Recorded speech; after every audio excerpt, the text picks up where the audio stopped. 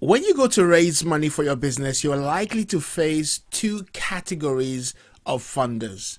On one hand, a funding body that understands your industry, they've done business in your industry, they're specialists in that industry, the businesses they support are in that industry, so that they have a good knowledge of how that industry works.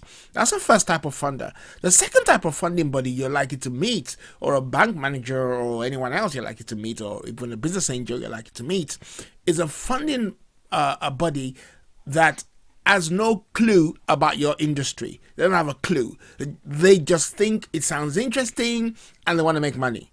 Okay? So now, how should you express how your industry works to those two types of organizations? Well, I suggest you just make it simple.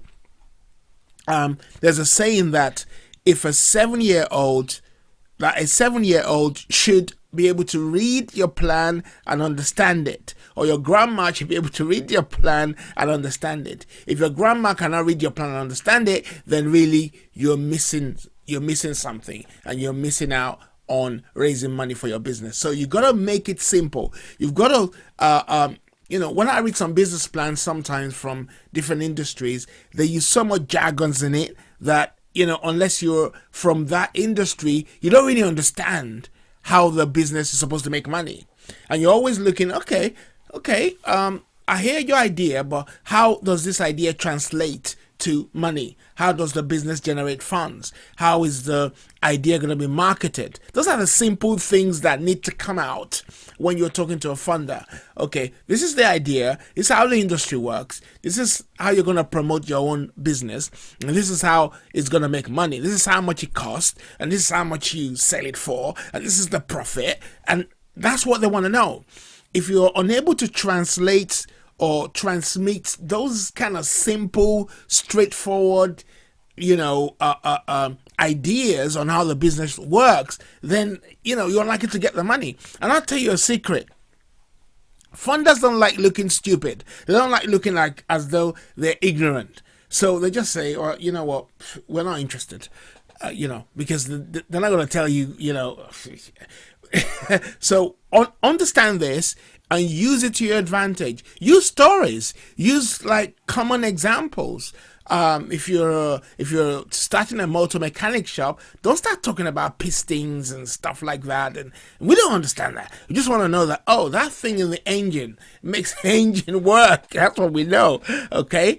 I remember music business people, when they come to raise funding, they tend to speak a lot of jargons and, that funders don't understand. So I'm like, let's not do it that way. Let's just make it simple. Let's make it clear. Let's make it succinct. Let the funders get the idea of what we're talking about, and let's show how we're gonna make money.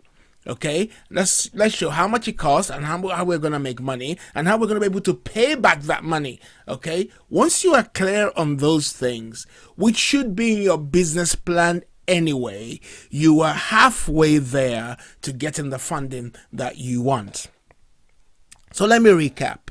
A 7-year-old, your grandma should understand your business idea and how it's going to generate money. Okay, let's use common examples.